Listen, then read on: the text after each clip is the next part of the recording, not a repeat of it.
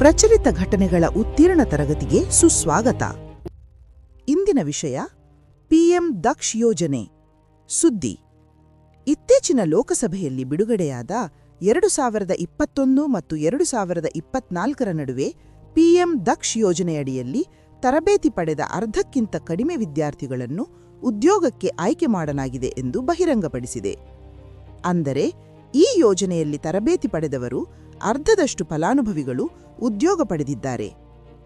ಹಾಗಾದರೆ ನಾವು ಪಿಎಂ ದಕ್ಷ್ ಯೋಜನೆಯ ಬಗೆಗೆ ನೋಡುವುದಾದರೆ, ಪ್ರಧಾನಮಂತ್ರಿ ದಕ್ಷತಾ ಔರ್ ಕುಶಲತಾ ಸಂಪನ್ ಹಿತಗ್ರಹಿ ಪಿಎಂ ದಕ್ಷ್ ಯೋಜನೆಯನ್ನು 2020-21ರಲ್ಲಿ ಪ್ರಾರಂಭಿಸಲಾದ ಕೇಂದ್ರ ವಲಯದ ಯೋಜನೆಯಾಗಿದೆ.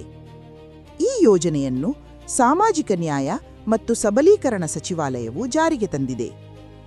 ಈ ಸಚಿವಾಲಯವು ಇತ್ತೀಚೆಗೆ ಪಿಎಂ ದಕ್ಷ್ ಪ್ರಧಾನಮಂತ್ರಿ ದಕ್ಷತಾ ಔರ್ ಕುಶಲತಾ ಸಂಪನ್ ಹಿತಗ್ರಹಿ ಪೋರ್ಟಲ್ ಮತ್ತು ಪಿಎಂ ದಕ್ಷ್ ಮೊಬೈಲ್ ಅಪ್ಲಿಕೇಶನ್ ಅನ್ನು ಪ್ರಾರಂಭಿಸಿದೆ.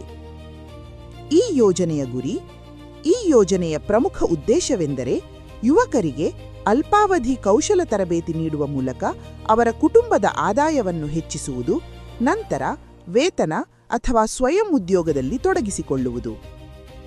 ಈ ಯೋಜನೆಯಡಿಯಲ್ಲಿ 4 ವಿಧದ ಕೌಶಲಾಭಿವೃದ್ಧಿ ತರಬೇತಿ ಕಾರ್ಯಕ್ರಮಗಳಿವೆ.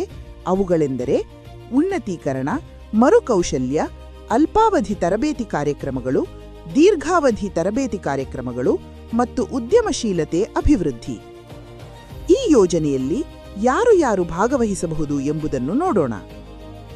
ಅರ್ಹತೆ: ಪರಿಶಿಷ್ಟ ಜಾತಿಗಳು, ಇತರ ಹಿಂದುಳಿದ ವರ್ಗಗಳು, ಆರ್ಥಿಕವಾಗಿ ದುರ್ಬಲ ವರ್ಗಗಳು ಮತ್ತು ಭಾರತದಲ್ಲಿ ಅಧಿಸೂಚಿತ ಪಂಗಡಗಳು, ಡಿಎನ್ಟಿಗಳು, ಸಫಾಯಿ ಕರ್ಮಚಾರಿಗಳು ಅಥವಾ ತ್ಯಾಜ್ಯ ತೆಗೆಯುವವರು ಈ ಯೋಜನೆಯಲ್ಲಿ ತರಬೇತಿ ಪಡೆಯಬಹುದು. ಫಲಾನುಭವಿಗಳ ವಯೋಮಿತಿ 18ರಿಂದ 45 ವರ್ಷಗಳು. ಫಲಾನುಭವಿಗಳ ಆದಾಯ ಮಿತಿ: ಒಬಿಸಿ ಮತ್ತು ಇಡಬ್ಲ್ಯೂಎಸ್ ಅಭ್ಯರ್ಥಿಗಳು 3 ಲಕ್ಷ ರೂಪಾಯಿಗಿಂತ ಕಡಿಮೆ ಕುಟುಂಬದ ಆದಾಯವನ್ನು ಹೊಂದಿರಬೇಕು.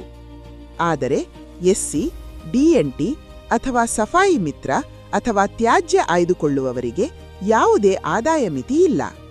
ನೆನಪಿರಲಿ, ಆದಾಯ ಮಿತಿ ಕೇವಲ ಒಬಿಸಿ ಮತ್ತು ಇಡಬ್ಲ್ಯೂಎಸ್ ಫಲಾನುಭವಿಗಳಿಗೆ ಮಾತ್ರ ಅನ್ವಯಿಸುತ್ತದೆ.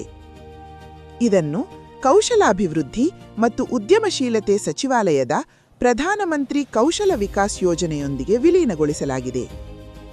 ನಮ್ಮ ವಿಡಿಯೋ ವೀಕ್ಷಿಸಿರುವುದಕ್ಕೆ ಧನ್ಯವಾದಗಳು.